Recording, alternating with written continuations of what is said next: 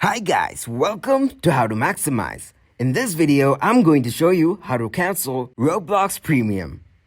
First, open your browser and go to roblox.com. Then, click on the gear icon on the top right. Now go to Settings.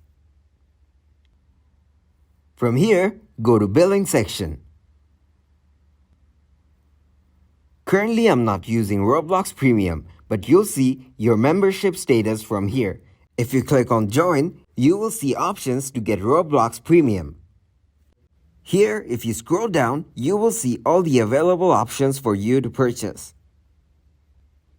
If you want to get a premium membership, just select the one that you want. Then, after selecting, on the next page, you can select your payment type. If you have already selected your Roblox Premium, then just click on Cancel Request. Your membership request for Premium will be cancelled. Click on Submit option and your Roblox Premium will be cancelled.